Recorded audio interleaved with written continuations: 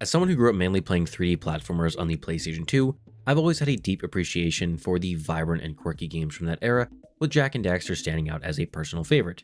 So, when I came across GearGrit, an action platformer inspired by Jak II and other PS2 era classics, I knew I had to check it out.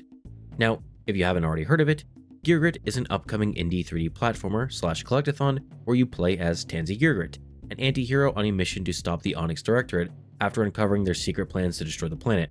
And after fully completing the demo, I'm more excited than ever for the game's full release. So, what exactly about GearGrit has me so excited? Well, if I had to describe it in one word, I'd say it's the game's flow, specifically the flow of its movement and combat. Starting with the movement, Tansy has quite a few different abilities at her disposal, as she can not only double jump, but spin jump, roll jump, and ninja kick as well. Now, on their own, these abilities are all pretty useful, but what's really cool about them is how you can chain them together in multiple different ways. For example, you could double jump into a spin jump, ninja kick off the ground into a spin jump, or roll jump into a ninja kick, and plenty more. But what I really like about this is how different abilities are suited for different situations.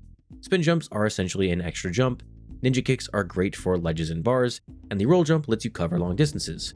Altogether, this makes the platforming more engaging and thoughtful, as you'll need to think about how you combine your abilities to platform through different sections, especially if you're trying to get all the collectibles. Aside from that though, another thing that I really liked about GearGrit's movement was its momentum. Abilities like the roll jump and ninja kick can both give you a ton of momentum, especially when used together, allowing you to fly across the map. And even though it's not as fast as a car or bike, I rarely use those with how fun the momentum felt. Now, as fun as the momentum was though, what I really enjoyed about GearGrit was its combat. And much like Tansy's movement abilities, she has quite a few attacks at her disposal.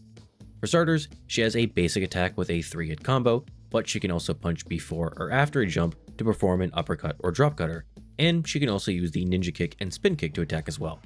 Apart from these basic attacks though, Tansy also has special moves that she can use after charging up her meter by dealing damage to enemies. The first charges her forward, dealing damage to any enemy she hits along the way, while her second lets her grab an enemy mid-air, slamming them into the ground. Finally, Tansy also has a few ranged options, as she can swap between different weapons for her gauntlet, like a shotgun or burst rifle. Now, what's really cool about all of these attacks is just how seamless it is to put them together and create your own combos. For example, taking the basic combo from the combo tutorial, you can easily add in some extra attacks like a 3-hit combo at the start and a spin kick before the drop cutter. Or, if you have the meter for it, you could use the second special move to finish the combo instead. One thing to keep in mind though, is that some enemies will have armor, reducing the damage they take and preventing them from being CC'd. So, rather than mindlessly mashing buttons, you'll need to use armor breaking attacks and mix things up depending on the enemy you're fighting. Overall, I really just love how creative you can get with all the different attacks, and how with the right combination, you can get some absolutely insane combos going. And considering that this is just a demo, I can't wait to see what other attacks, special moves, and guns will be added in the full game. Speaking of, a few other things that I'd like to see expanded in the full game are the Fighters Guild and the boss fights. For the Fighters Guild, it really reminded me of the arena battles in Ratchet & Clank, and I'd love to see something like that more fleshed out, maybe with some interesting challenges and rewards. When it comes to the boss fights though, I don't really have too many notes, as I really enjoyed the boss.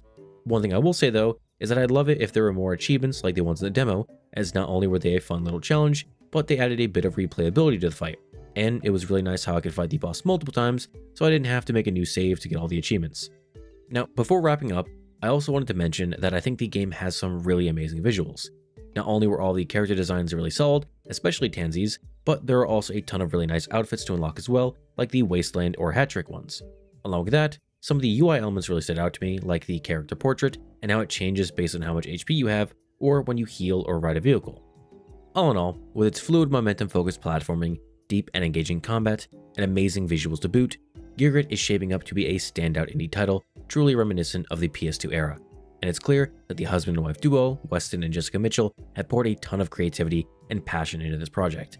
And personally, I'll be patiently waiting for its planned release in 2027.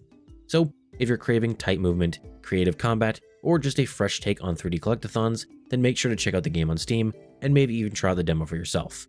And if you really end up liking it and want to go a step further, then you can always back the game on Kickstarter. And with that, mateys, is the end of the video. If you made it this far, I just want to say thank you, and I hope you enjoyed the video, and until next time, take care, and I'll see you around, mateys.